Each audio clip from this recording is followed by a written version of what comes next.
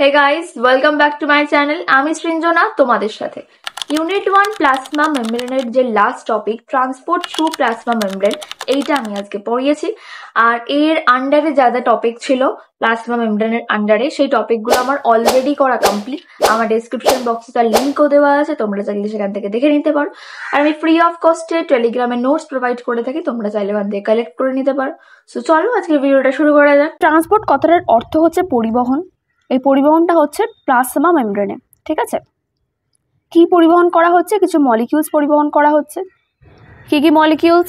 সেটা হতে পারে আয়ন্স, সেটা হতে পারে নিউট্রিয়েন্টস। আয়ন্সের মধ্যে থাকে হচ্ছে সোডিয়াম, ক্যালসিয়াম অ্যান্ড পটাশিয়াম।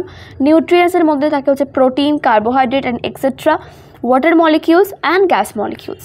ওকে, এবার এই মলিকিউলসগুলো একটা সেলে ট্রান্সপোর্ট করিয়ে কী লাভ, কী জন্য আমরা ট্রান্সপোর্ট করাবো? কোনো সেলকে সজীবতা প্রদান করে এই মলিকিউলসগুলো।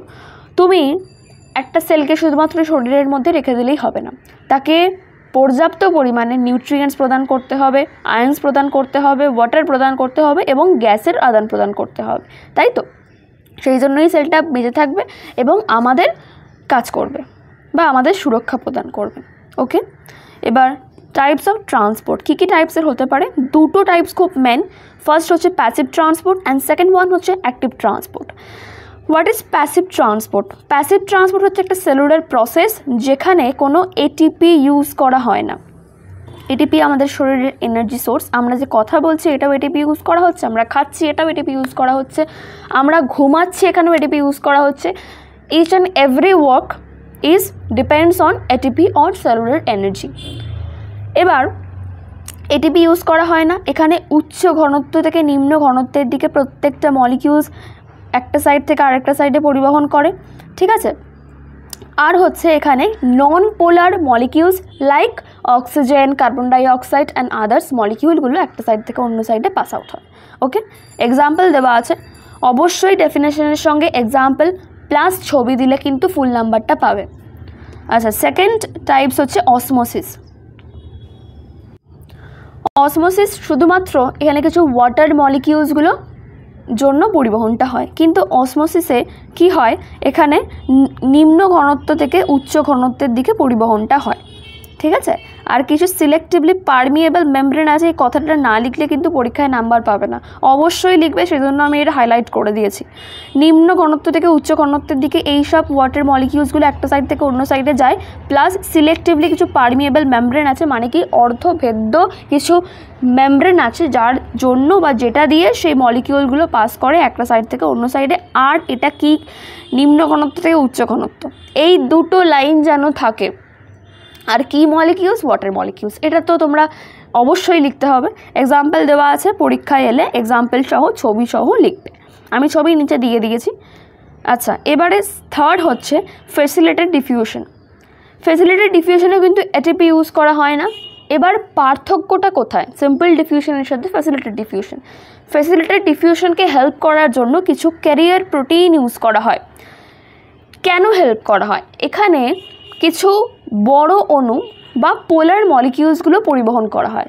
কী কী হতে পারে? সেটা নিউট্রিয়েন্টস হতে পারে বা আয়ন্স হতে পারে। সেই মলিকিউলসগুলোকে পরিবহন করার জন্য এই ক্যারিয়ার প্রোটিনগুলো কিন্তু কাজ করে, ঠিক আছে। আর এখানেও এটিপি ইউজ করা হয়।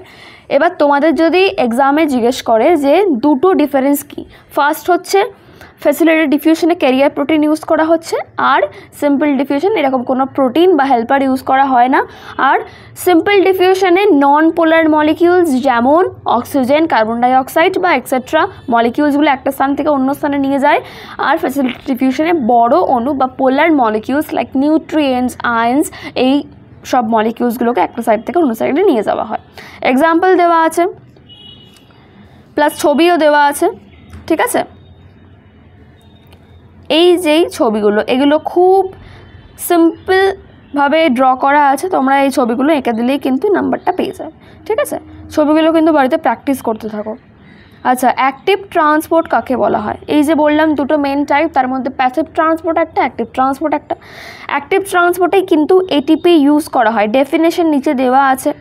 অ্যাক্টিভ ট্রান্সপোর্টে কিন্তু এটিপি ইউজ করা হয়। কেন এটিপি ইউজ করা হয়? কারণ এরা নিম্ন ঘনত্ব থেকে উচ্চ ঘনত্বের দিকে যাচ্ছে, তার মানে কি গ্রেডিয়েন্টের বিপরীতে যাচ্ছে। গ্রেডিয়েন্টের বিপরীতে যখন কোনো জিনিস যাচ্ছে তার মানে তার এনার্জি লাগবে, এনার্জিটা কোথা থেকে পায়, এটিপি থেকে পায়, এটিপি ইউজ করে পায়, বাদ বাকি সমস্তটা সেম। ঠিক আছে, ট্রান্সপোর্ট হচ্ছে কোন কোন মলিকিউলসগুলো ট্রান্সপোর্ট করা হচ্ছে, আয়ন্স হচ্ছে, নিউট্রিয়েন্টস হচ্ছে, ওয়াটার হচ্ছে, গ্যাস হচ্ছে, সব সেম, শুধুমাত্র এখানে এটিপি ইউজ করা হচ্ছে। আর কি হচ্ছে, নিম্ন ঘনত্ব থেকে উচ্চ ঘনত্বের দিকে কিন্তু এই মলিকিউলসগুলো একটা সাইড থেকে অন্য সাইডে চলাচল করছে। এখানে ডেফিনেশন দেওয়া আছে হোয়াট ইজ অ্যাক্টিভ ট্রান্সপোর্ট। ঠিক আছে, এবার অ্যাক্টিভ ট্রান্সপোর্টের কিন্তু দুটো টাইপস হয়। কী কী টাইপস, ফার্স্ট হচ্ছে primary active transport and second হচ্ছে সেকেন্ডারি অ্যাক্টিভ ট্রান্সপোর্ট।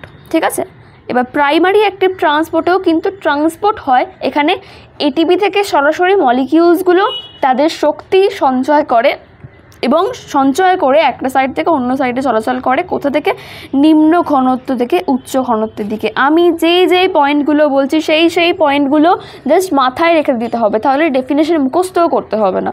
ঠিক আছে, কি তাহলে আমাদের মলিকিউলসগুলো পরিবহন করা হচ্ছে, আয়রনস হচ্ছে, নিউট্রিয়েন্টস হচ্ছে, বা ওয়াটার হচ্ছে, বা গ্যাসেস হচ্ছে, এই সমস্ত মলিকিউলসগুলো পরিবহন করা হচ্ছে।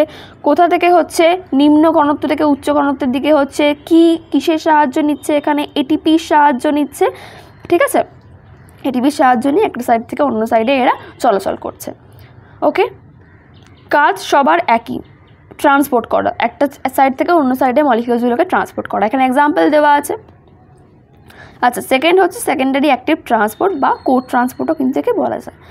সেকেন্ডারি অ্যাক্টিভ ট্রান্সপোর্ট হচ্ছে এমন একটা সেলুলার প্রসেস, এরা এটিপি থেকে কিন্তু শক্তি সঞ্চয় করে না, এরা প্রাইমারি অ্যাক্টিভ ট্রান্সপোর্টে যে শক্তি সঞ্চয় করে রাখে, যে গ্রেডিয়েন্টে শক্তি সঞ্চয় করে রাখে, সেই গ্রেডিয়েন্ট থেকে শক্তি সঞ্চয় করে। Primary active transport electrochemical gradient থেকে, মানে ইলেকট্রোকেমিক্যাল গ্রেডিয়েন্ট তৈরি করে রাখে, সেই ইলেকট্রোকেমিক্যাল গ্রেডিয়েন্ট থেকে সেকেন্ডারি অ্যাক্টিভ ট্রান্সপোর্ট কিন্তু শক্তি সঞ্চয় করছে। তার মানে কি, প্রাইমারি অ্যাক্টিভ ট্রান্সপোর্ট সরাসরি হয় মানে সেকেন্ডারি অ্যাক্টিভ ট্রান্সপোর্ট সরাসরি হয় প্রাইমারি অ্যাক্টিভ ট্রান্সপোর্টের উপর নির্ভরশীল। ওকে, এখানে এডিপি থেকে শক্তি নেওয়া হচ্ছে না, এখানে ইলেকট্রোকেমিক্যাল গ্রেডিয়েন্ট থেকে শক্তি নেওয়া হচ্ছে। দেখো এখানে লেখা আছে ইলেকট্রোকেমিক্যাল গ্রেডিয়েন্ট থেকে শক্তি নেওয়া হচ্ছে, যেটা কিনা প্রাইমারি অ্যাক্টিভ ট্রান্সপোর্ট তৈরি করে রেখে দিয়ে যায়। ওকে, আর সব সেম, নিম্ন ঘনত্ব থেকে উচ্চ ঘনত্বের দিকে এরা পরিবহন করে। কি পরিবহন করে, কিছু molecules like আয়ন্স, nutrients, water or gases. Okay, example দেওয়া আছে, অবশ্যই এক্সাম্পলটা লিখবে, প্লাস ছবি দেওয়া আছে প্যাসিভ ট্রান্সপোর্ট আর অ্যাক্টিভ ট্রান্সপোর্ট। ঠিক আছে, এগুলো প্যাসিভ ট্রান্সপোর্ট, অ্যাক্টিভ ট্রান্সপোর্ট যে দুটো মেন টপিক বললাম, সেই দুটো মেন টপিকের ছবিটা দেওয়া আছে এখানে। ঠিক আছে, আচ্ছা, এবার হচ্ছে আরও কিছু ট্রান্সপোর্ট মলিকিউলস আছে, সেগুলো আমরা পড়ব। ট্রান্সপোর্ট মলিকিউলসের মধ্যে হচ্ছে ট্রান্সপোর্ট প্রোটিন আছে। ট্রান্সপোর্ট প্রোটিনগুলো কী কী, চ্যানেল প্রোটিন বা ক্যারিয়ার প্রোটিন, যেটা আমরা পড়লাম আগে, তাই তো। চ্যানেল প্রোটিন হচ্ছে এমন একটা প্রোটিন যা প্লাজমা মেমব্রেন জুড়ে নির্দিষ্ট কোনো পদার্থ পরিবহনে সাহায্য করে। এরা কিন্তু সব পদার্থ পরিবহন করে না, নির্দিষ্ট কিছু পদার্থ পরিবহন করে। ঠিক আছে, কী পদার্থ পরিবহন করে, আয়ন্স পরিবহন করে। কী ions, sodium, calcium, potassium and etcetera, এইসব আয়ন্সগুলো তারা পরিবহন করে। এক্সাম্পল হচ্ছে কি আয়ন চ্যানেলস। ঠিক আছে, এবার হচ্ছে ক্যারিয়ার প্রোটিন। ক্যারিয়ার প্রোটিন কিসে হেল্প করছিল, আমরা দেখছিলাম ক্যারিয়ার প্রোটিন ফেসিলিটি ডিফিউশনে হেল্প করছিল।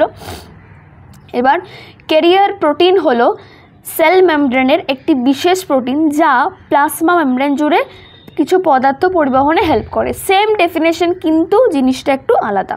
ঠিক আছে, এখানে কী হচ্ছে দেখো, গ্লুকোজ ট্রান্সপোর্টে কিন্তু এরা হেল্প করছে।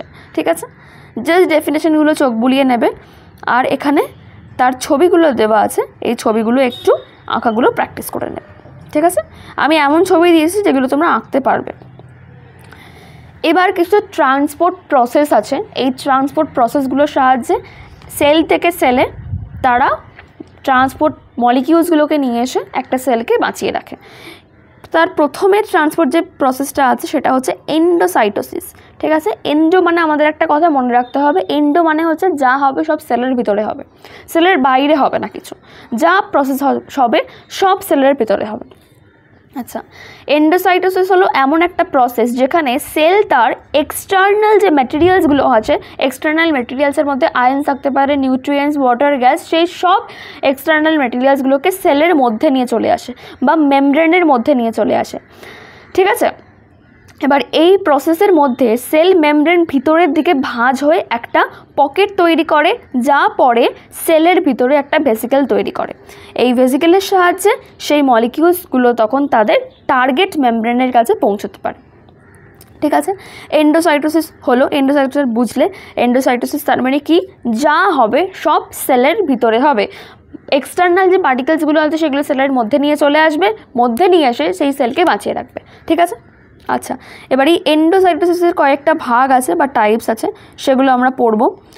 লাইক ফ্যাগোসাইটোসিস আছে, পিনোসাইটোসিস আছে, ঠিক আছে, আর আছে হচ্ছে রিসেপ্টর মিডিয়েটেড এন্ডোসাইটোসিস।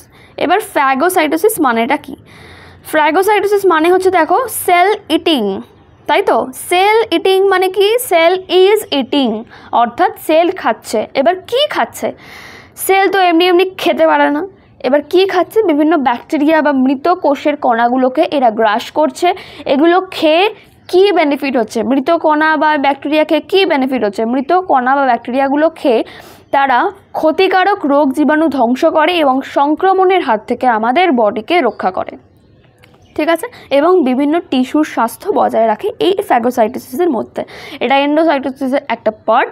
ঠিক আছে, আচ্ছা, এবারে আসি কি এখানে দেখো ছবিগুলো কিন্তু দেওয়া আছে, phagocytosis, pinocytosis and receptor mediated endocytosis. এবার পিনোসাইটোসিসের মধ্যে আসি। পিনোসাইটোসিস সেল ড্রিঙ্কিং, তার মানে কি? সেল ইজ ড্রিঙ্কিং, তার মানে কি? সেল জল পান করছে। আগেরটা ছিল সেল খাচ্ছে, এবার হচ্ছে সেল কিছু জলও পান করছে, তাই তো? সেল জল পান করছে মানে কি? তার আশেপাশের এক্সটার্নাল যে ফ্লুইডগুলো আছে সেইগুলো সে তার মধ্যে ইনটেক করছে। এই ইনটেক করার জন্য যে বেনিফিটটা হচ্ছে সেটা হচ্ছে একটা সেলের মধ্যে ইন্টারনাল এনভায়রনমেন্টটাকে তারা ভালো রাখছে।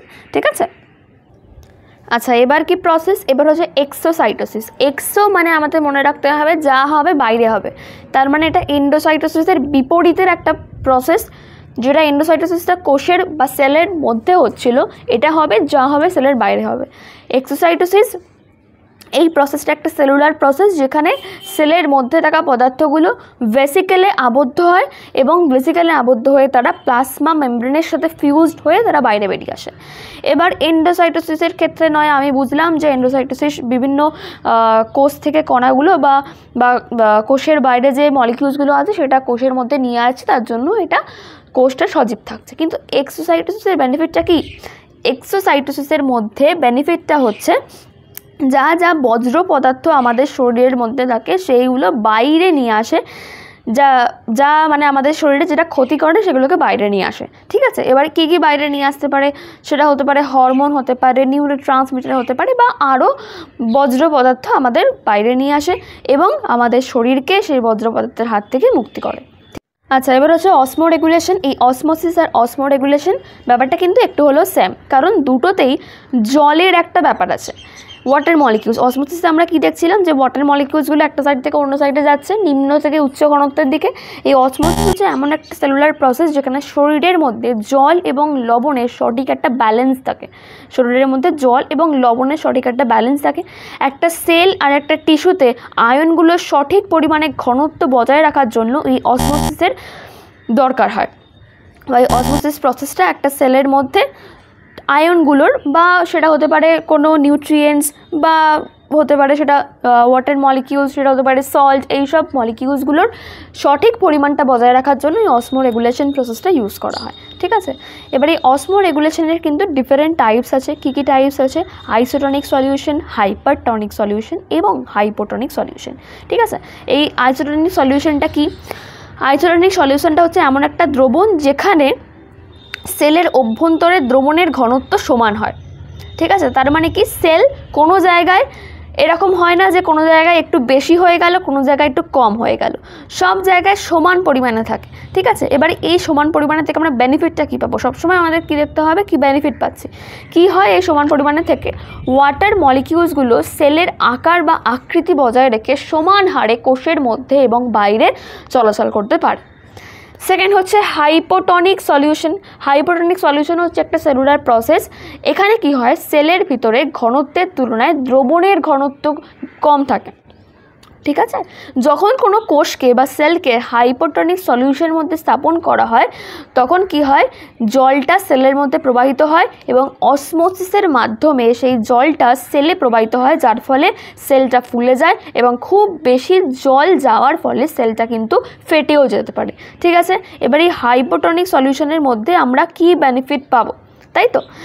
এটা কি করে, এটা একটা সেলকে জল প্রবেশ করতে দেয় সেই সেলটার মধ্যে, তার জন্য সেই সেলটা যতটা জল তাকে ইনটেক করতে হবে সেই জলটা সে নিজের মধ্যে ইনটেক করে বেঁচে থাকতে পারে। ঠিক আছে, বেশি জল হয়ে গেলে অবশ্যই সে ফুলে ফেটে যাবে।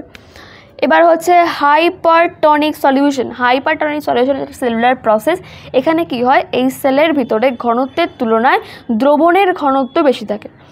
যখন কোনো একটা সেলকে হাইপারটনিক দ্রবণের মধ্যে স্থাপন করা হয় তখন সেল থেকে জলটা অসমোসিসের মাধ্যমে পার্শ্ববর্তী দ্রবণের মধ্যে প্রবাহিত হয়। তার মানে কি, এখন কোনো একটা সেলকে কোনো হাইপারটনিক দ্রবণের মধ্যে স্থাপন করা হচ্ছে, তার মানে কি সেল থেকে যা যা জল ছিল সবটা বেরিয়ে যাচ্ছে, সেলটা চুপসে যাচ্ছে। চুপসে যাওয়ার ফলে কি হচ্ছে, এখানে আমাদের কি বেনিফিটটা আমরা পাচ্ছি, হাইপারটনিক সলিউশনগুলি সেল এবং টিস্যুর মধ্যে অতিরিক্ত জল বা তরলগুলিকে বের করে দিতে সাহায্য করে। তুমি যে জলটা ইনটেক করছো ফ্রম দ্য হাইপোটনিক সলিউশন সেই জলটা কিন্তু তুমি বাইরে বার করে দিতে পারছো। হ্যাঁ, বেশি হলে সেলটা ফেটে যাচ্ছে, কিন্তু যতক্ষণ না সেলটা না ফাটছে তার আগে পর্যন্ত তোমার যদি সেল এখন ঠিকঠাক মতো কাজ করে, তুমি হাইপারটনিক সলিউশনের মধ্যে কি করবে, অতিরিক্ত জলটা বাইরে বার করে দিতে পারবে। ঠিক আছে, হলো। আচ্ছা, এবার লাস্ট হচ্ছে বাল্ক ট্রান্সপোর্ট। এইটা কিন্তু মোটামুটি ডেফিনেশন পড়ারই আছে, এখানে কিছুই নেই সেরকম। এখানে কি হয়, একসাথে বড় যে মলিকিউলসগুলো আছে, তার মানে নন পোলার মলিকিউলস আর পোলার মলিকিউলস দুটো একসাথে প্রবাহিত হয়। ঠিক আছে, এখানে তুমি আগে যে পড়ছিলে শুধুমাত্র একটা প্রসেসে ছোটো মলিকিউলসগুলো প্রবাহিত হচ্ছে, লাইক আমি যদি ধরি সিম্পল ডিফিউশনে ছোটো মলিকিউলস প্রবাহিত হচ্ছে, এখানে কোনো বড়ো মলিকিউলস প্রবাহিত হচ্ছে না। কিন্তু ফ্যাসিলিটেড ডিফিউশনে কী হচ্ছে, বড় মলিকিউলস প্রবাহিত হচ্ছে, যার জন্য আমাদের ক্যারিয়ার প্রোটিনগুলো হেল্প করছে। কিন্তু এই বাল্ক ট্রান্সপোর্টে কী হচ্ছে, বড় মলিকিউলসে প্রবাহিত হচ্ছে, একসাথে ছোটো মলিকিউলসও কিন্তু প্রবাহিত হচ্ছে। ঠিক আছে, এই তোমাদের শেষ হলো প্লাজমা মেমব্রেন এই টপিকটা। এর মধ্যে প্রত্যেকটা টপিক আমার পড়ানো হয়ে গেছে, তোমরা আমার চ্যানেল থেকে দেখে নিতে পারো, আর আমার চ্যানেলে তোমরা টেলিগ্রাম চ্যানেলও জয়েন করতে পারো। এবার তোমাদের যে যে ডাউটস আছে, কিছু কোয়েশ্চেন থাকলে সেটা আমাকে অবশ্যই কমেন্ট বক্সে জানাও। আজকের মধ্যে ক্লাসটা এখানে এন্ড করলাম, পরবর্তী ক্লাসে তোমাদের সাথে আবার দেখা হবে।